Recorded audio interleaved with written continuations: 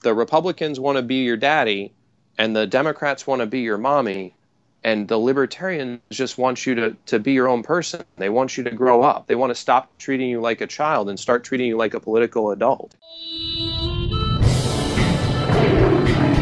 Welcome to the Lions of Liberty podcast. Here is your host, your guide, your shining beacon of liberty, Marc Clair. Welcome on back, friends, to the Lions of Liberty podcast. This is episode 125. You can find today's show notes over at lionsofliberty.com/125.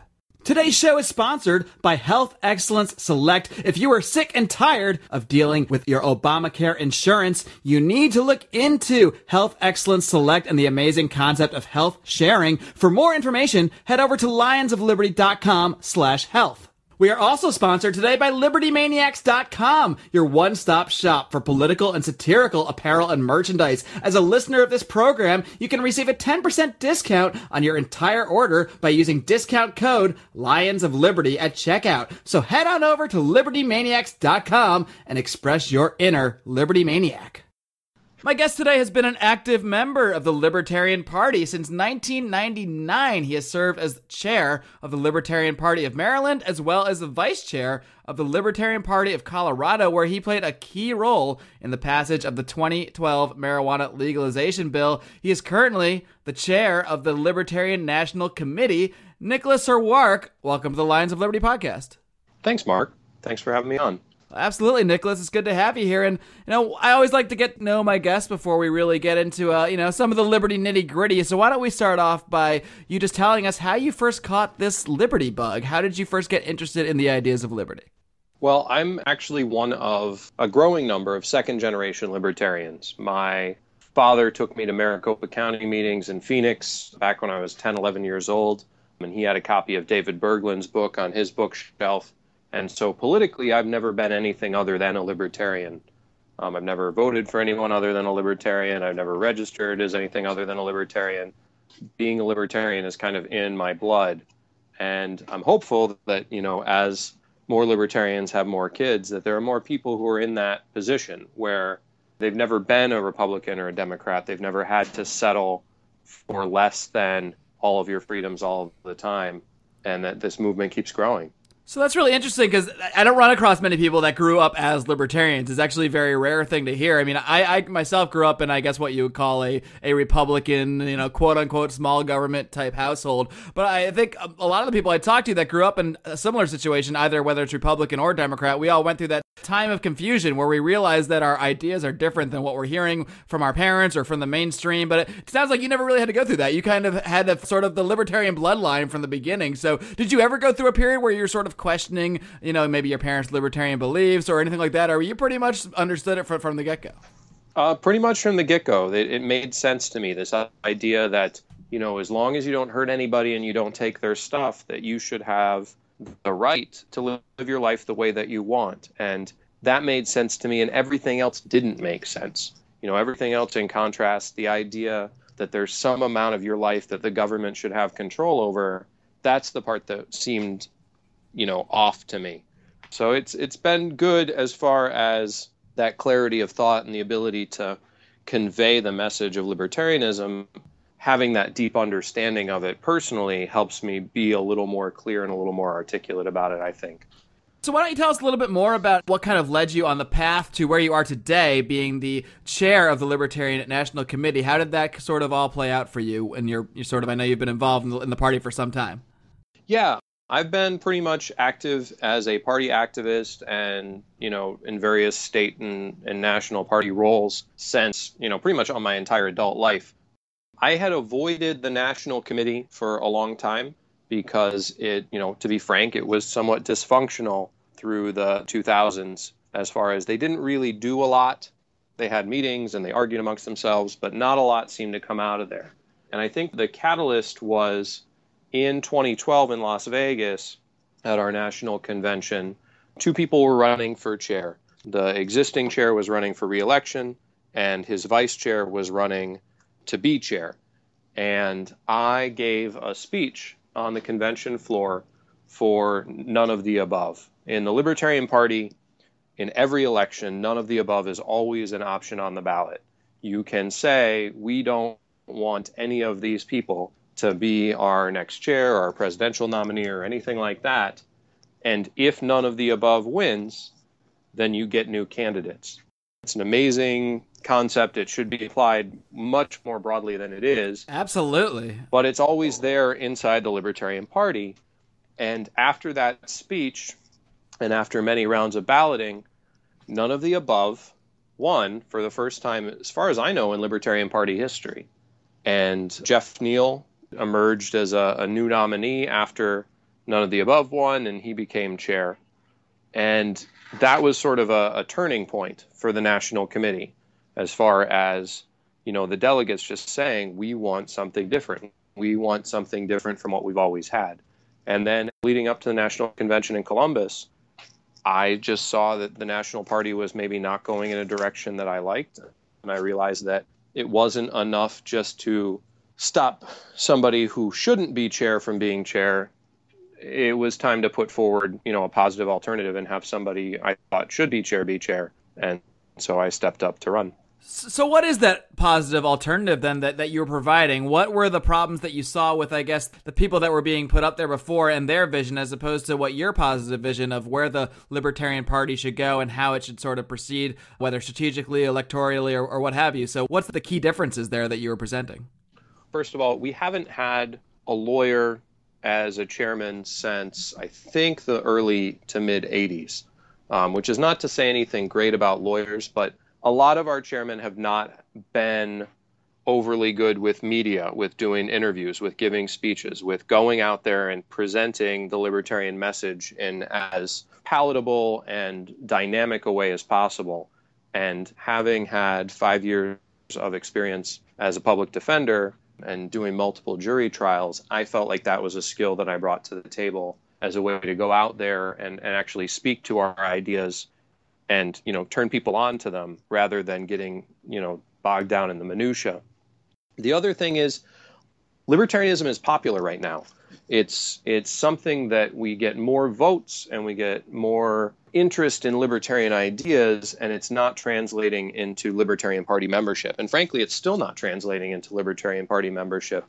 But I felt like somebody needs to be at the helm who's interested in trying to do that conversion, to try and get people who believe that the old parties have let them down, that they don't want to be Republicans or Democrats anymore, that this isn't good enough for you to make me decide between whether or not, my gay friend should be able to marry or whether or not they should be able to defend themselves with a handgun.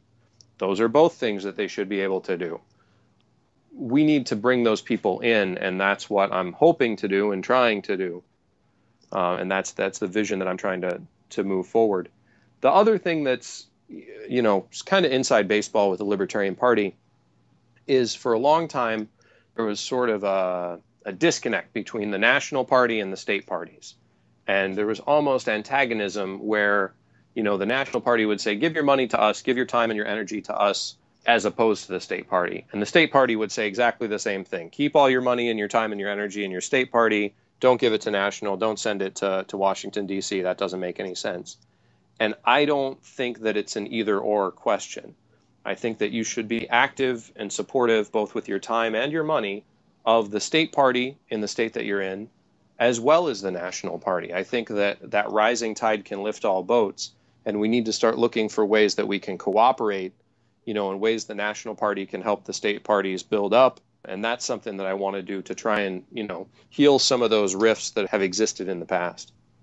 Nicholas, there was a report that came out earlier this year from Nate Silver over at 538 where he said that, many Americans don't necessarily identify as libertarians, but on a large scale, many Americans do hold libertarian views. And we can see that with sort of the broad-based support for the recent Supreme Court gay marriage ruling, as you referenced. And it really, in reality, the libertarians, and including the Libertarian Party, are well ahead of the curve on these things. I mean, libertarians had, took the gay marriage issue 30, 40 years before this came up. And in the meantime, time you had guys like Barack Obama, Hillary Clinton taking, swapping their beliefs back and forth based on the whims of the day. Whereas if you want to look at the libertarians, that's where you could actually find the consistent position over time. But it still seems that in terms of our electoral system, I mean, the biggest objection I hear about joining or participating in the Libertarian Party is, well, those guys never win elections. Oh, those guys aren't serious. So what's your plan to really change that perception and actually turn the Libertarian Party into an effective political force that people actually take seriously and say, you know what, I am going to finally reject this sort of left-right Democrat-Republican paradigm and say it's time to support a third party that can actually make something happen and get things done here?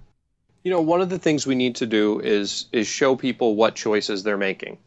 Because a lot of people tell me, I don't want to vote for a candidate who can't win, and that's why I won't vote for a libertarian. And I'll agree to a point. You should vote for the candidate who can win. If you have a good bookie and you've got money on that election, you should definitely vote for the winner because it'll pay off. But what have you won voting for a Republican or a Democrat? What have you won when, a Barack Obama beats a Mitt Romney? What do you get out of it? The Republicans just had a wave election where they took over Congress, and the very first bill that they passed fully funded Obamacare. That's what you won by picking a winner. When you participate in their game of picking between bad and really bad and coming up with all these excuses for why one of these candidates is worse than the other, then you're facilitating that system. You're helping them continue to run your life. And the choice is not between left and right. The choice is not between Republican and Democrat. The choice is between a political party that wants to have the government have control over your life and a political party that wants you to have control over your life. The Libertarian Party wants you to have control over your life. And there are two branches of a political party that wants to have control over your life. Wants the government to control your life. They're called the Republicans and the Democrats, and whichever one you vote for, whichever one wins, they're going to have more government control over your life. And they may bicker over which part of your life is more important to have control over than less important. But if you want freedom, if you want to send a clear message that says, do not control my life anymore. Do not spend any more money for my children and my grandchildren that we don't have. Do not send bombs overseas to blow people up.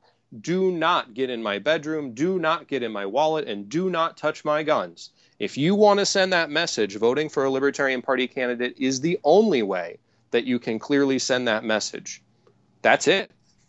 Is there a specific issue that you see resonating with the American people that, perhaps for people that aren't familiar with libertarian philosophy or even had never considered supporting the Libertarian Party before, do you think there's any one issue out there that you guys can boldly say, look, we are the only ones taking this stance and you need to come over? If you actually feel the same way, you need to come over and join us here. Join us in the Libertarian Party. That's the only way you're going to get someone on your side on this. Is there any issue that stands out to you? I think right now, at this present day, now that gay marriage is kind of off the table with the Supreme Court ruling, cannabis legalization is the biggest one. It's the biggest thing where the American people and the voters in poll after poll and initiative after initiative say we don't want to keep locking people up and wasting taxpayer money to throw people in jail for what they put into their own body. And neither old party politician, whether they be Republican or Democrat, are willing to get on board with where the American people are, which is leave people alone. It's not your business. That's the biggest issue where you don't have an alternative in the old parties.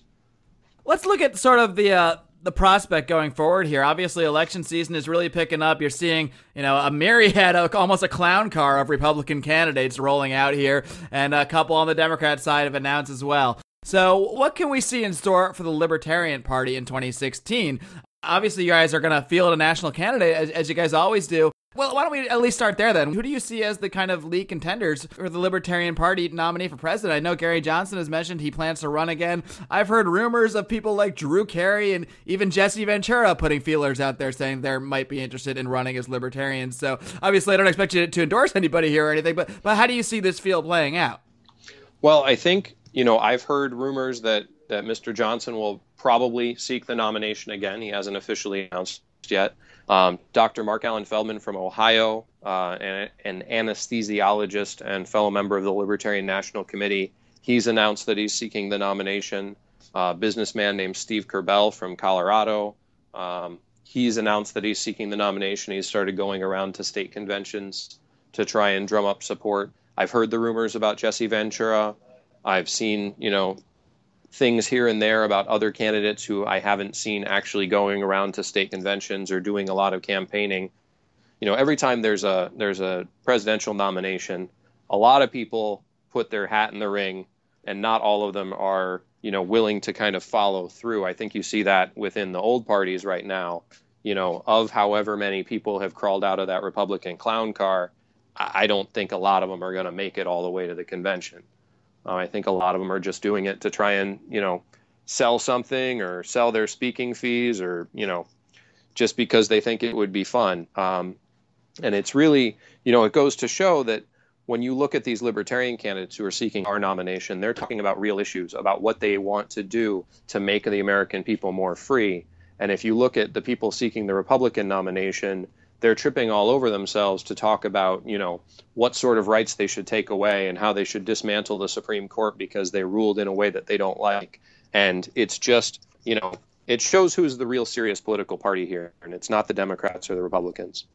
What do you think the most important qualities that a national representative, someone running for president under that Libertarian Party banner, can have? Obviously, name recognition is pretty cool. It might bring attention if you had like a Jesse Ventura or Drew Carey, but that's only one facet of things. Obviously, their actual beliefs is going to be very important. I don't know if political experience is something you guys might factor in, but if you could just craft the sort of perfect Libertarian Party candidate, what are the traits that you would look for in that person? To me, what I would prefer to see in a Libertarian Party candidate is somebody who can go out there and clearly articulate to the American people what it is the Libertarian Party offers that the old parties do not and cannot and never will offer.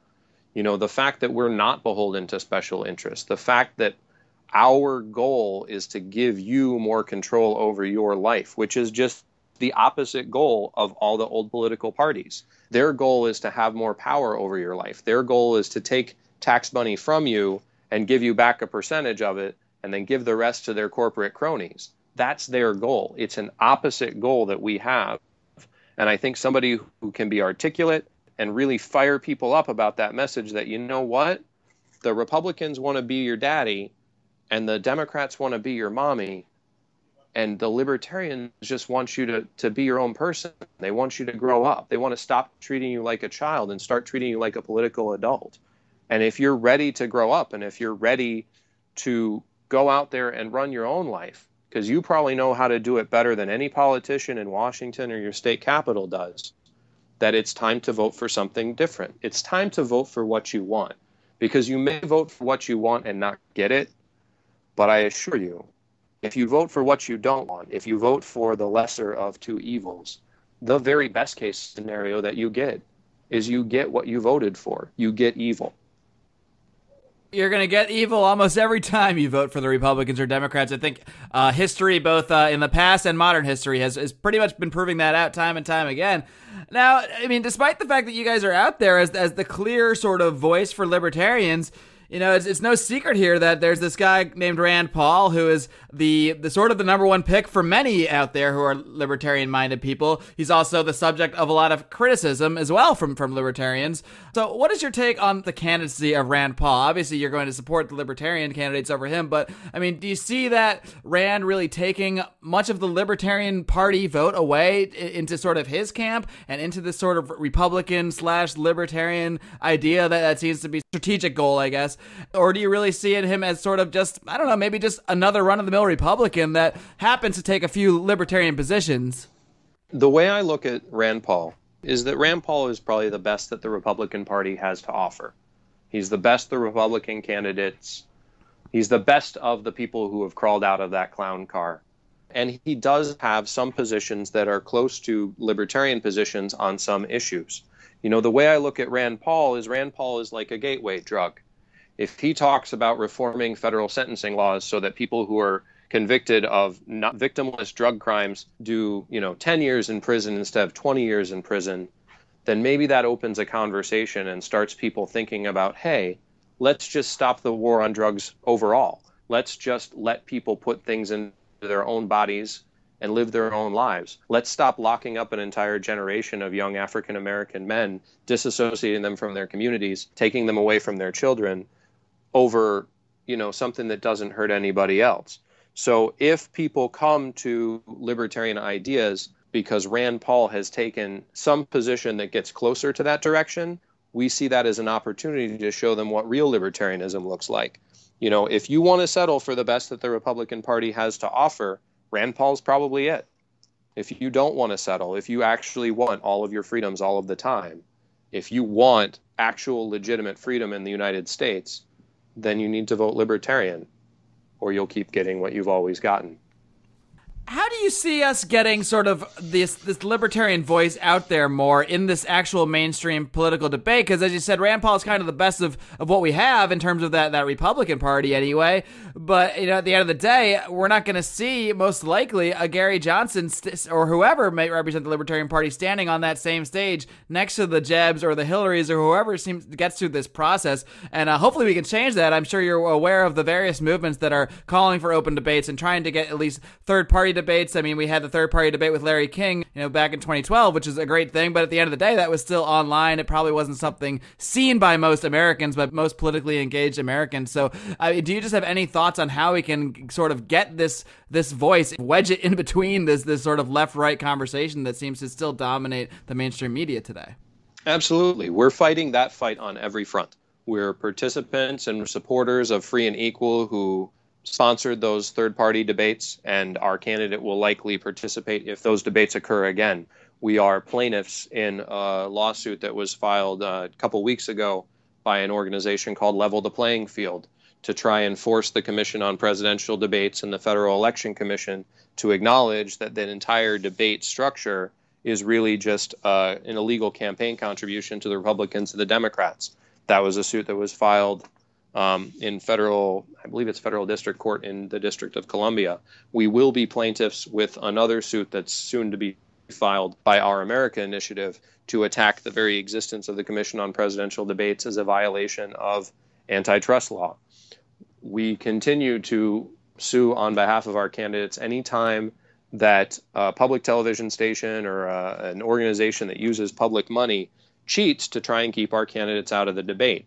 And we're going to keep fighting every single time that they cheat, because regardless of whether you agree with the libertarians or not, it's unfair and it's un-American to try and cheat to keep ideas off of that debate stage. And that's what the Republicans and Democrats do. That's what they do to try and keep us off the ballot.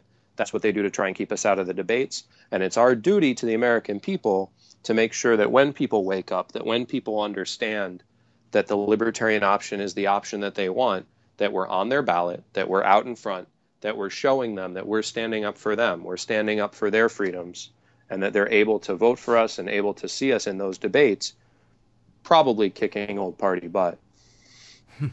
Yeah, I love how you mentioned that the way these debates are run as essentially a contribution to the Republican and Democrat parties, because you'll get a lot of people out there kind of shrugging their shoulders and saying, well, yeah, I mean, it's true, it's kind of BS that they keep the libertarians out, or they kind of keep certain candidates out.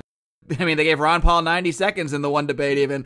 But people will say, oh, well, they're a private company. It's their private party on that debate stage. It's their, what are we going to do? But that's kind of a really a silly way to look at it to me, because, I mean, we want to talk about property rights and principles as libertarians, but it's really a stretch to sort of call the Commission on Presidential Debates as some just free-floating private entity that has no stake in our political process or anything like that. There clearly are a subsidy to these major parties, just like we subsidize their conventions, where the libertarians don't get any sort of subsidy. Really, there's so many myriad of ways that the government essentially does subsidize the Democrat and Republican parties, if you can even still look at them as two different parties at this stage. So I'm glad you brought that up. And like I said, I don't think we have any chance to even make any traction on a lot of these things until we can really, like you said, level this playing field and have some sort of fair process of getting, some other ideas and some other names on these debate stages. And that kind of brings up another idea to me where I hear a lot of this attitude in libertarianism, and I'm sure it's an attitude you're obviously opposed to, but what would you say to libertarians out there who foster this idea of retracting from politics altogether, because they'll say, look, hey, there's nothing we can do. This left-right system is so entrenched. There's such a crony established system here that there's no way we can even penetrate it. I mean, I know people that went through the process trying to work for Ron Paul through the different campaigns in 2012 and 2008, and they just saw it as this, at the end of the day, this heartbreaking, harrowing experience that really produced no positive results at the end of the day. And at the same time, you have other people that just say, and for that reason, libertarians should just reject politics altogether. They should just turn their nose at it. And even they'll say the Libertarian Party, I mean, look, they only get whatever percentage of the vote. There's just no point in participating in this. And they'll tell libertarians to just walk off into the sunset, turn your back to the state, and just wait for it to go away. So what do you see as the problem with that attitude? The state's not going away. There are people who want to control your life, and they're not going to quit because that's what they live for. Here's what I tell all the principled non-voters, all my anarchist friends, all of my anarcho-capitalist and voluntarist friends. There is no difference from the view of the politician, the old party politician, between your principled anarchist not going to vote and a dude who was just too lazy and wanted to play Xbox and sat on his couch. There is no signal sent. There is no message received. They don't care why it is you stay home and don't participate in elections. There was a gubernatorial candidate in Maryland back in 2002 who used to say, a lot of politicians are dumb, but all of them can count. They all know how many votes they got. They all know how many votes that their opponent got, and they all know how many votes the libertarian got. So if you want to send a clear message that I do not consent to having more government authority over my life, I do not want you to spend any more of my taxpayer dollars on stupid corporate cronyism, I do not want to send any more of my friends or relatives overseas to die in wars of foreign adventurism. I do not want you to run my life. I want to run my own life. Voting for a Libertarian Party candidate is the only way to send a clear and unmistakable message. It's the only message that gets through and that they understand. You have to take their votes away. The way I look at it is, the National Football League doesn't care whether or not you're a rabid Pittsburgh Steelers fan or a rabid Denver Broncos fan. They want you to fight over that. But what they do care about and what frightens them more than anything else is that you're going to stop watching football because you're just kind of done with it. That's what the Republicans and Democrats are all about. They don't care who gets to be Speaker of the House, who gets to be president, as long as it's one of them. Voting for a libertarian is like switching sports. You're not voting for a different team. You're deciding, you know what? I'm done with this kabuki theater of pretend politics. I'm done voting for which team is the worst, or which team is the better of the bad ones. I'm done. I'm just done with it. I'm voting for freedom, and I'm only voting for freedom. And you're not going to trick me into voting for who's going to control my life again. So if you really care and you want to send a message, then take the 5 minutes to go down and vote, and that sends a clear message. And if you want to live the rest of your life, as a voluntarist and kind of get out of the system, and as Harry Brown said, find freedom in an unfree world, that's fine. But recognize, if you aren't willing to take that stand, they don't know why you're mad. If you really want to send a message, the only way to send that message is to vote Libertarian.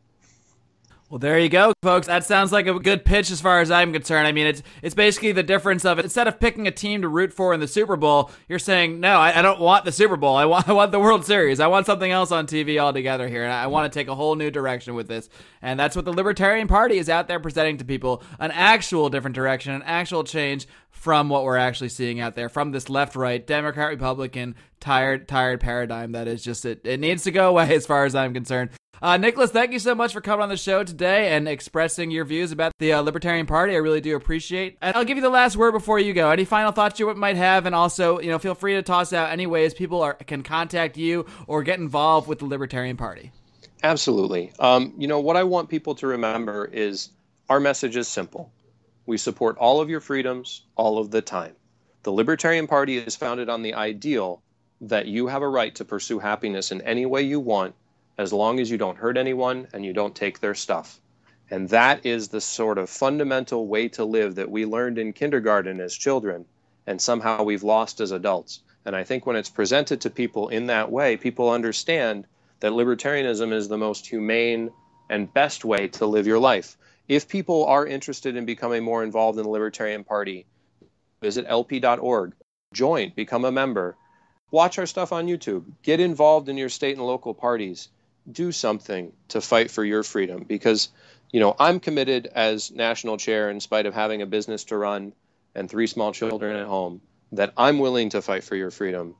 So just join me, become a libertarian, and help fight for the freedom for your fellow citizens. And thank you so much for having me on. I really do appreciate it.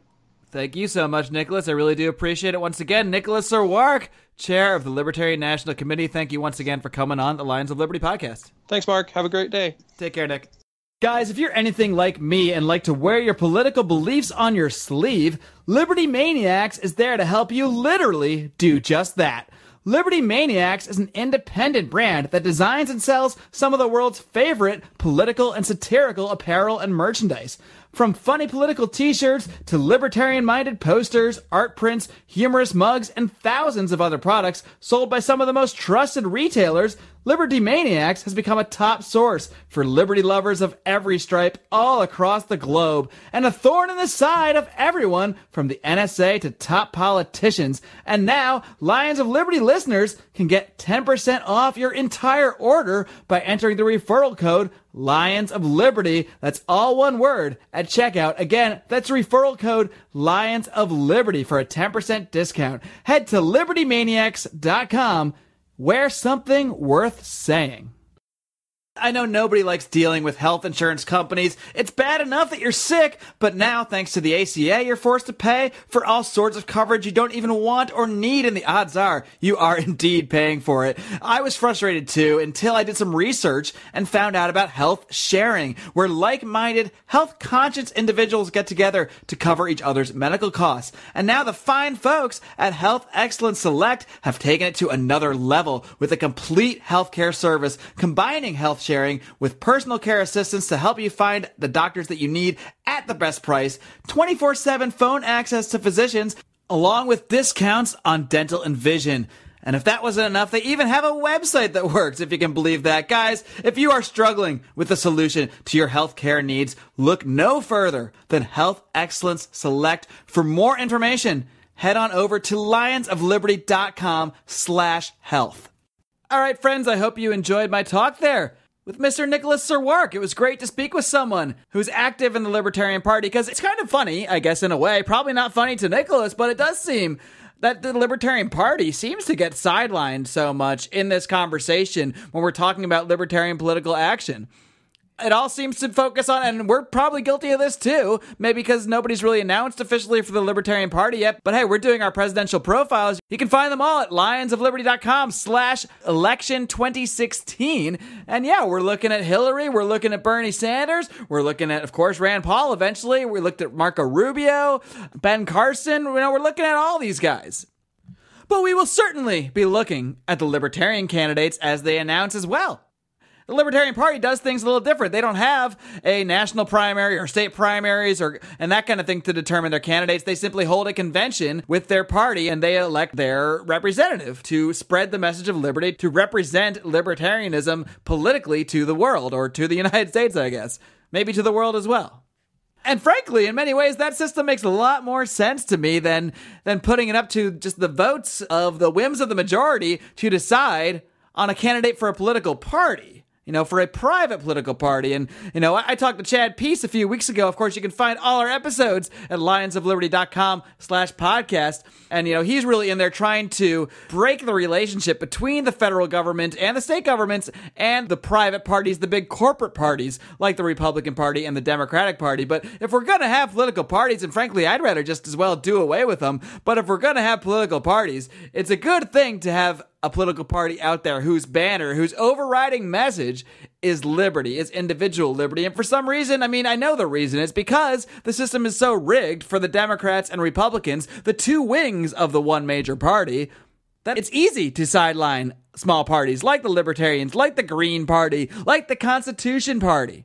These guys get sidelined all the time because they have to spend all their time and money just kind of getting their names out there, getting ballot access. That's insane amount of time and man hours that has to go into this. They need that party structure to even do that, because if you want to run as an entirely independent candidate, you better be a billionaire. I mean, honestly, there's no other way to do it. If you're not a billionaire, you need to be in a political party, and that system needs to change. Desperately needs to change. But the Libertarian Party should not be discounted.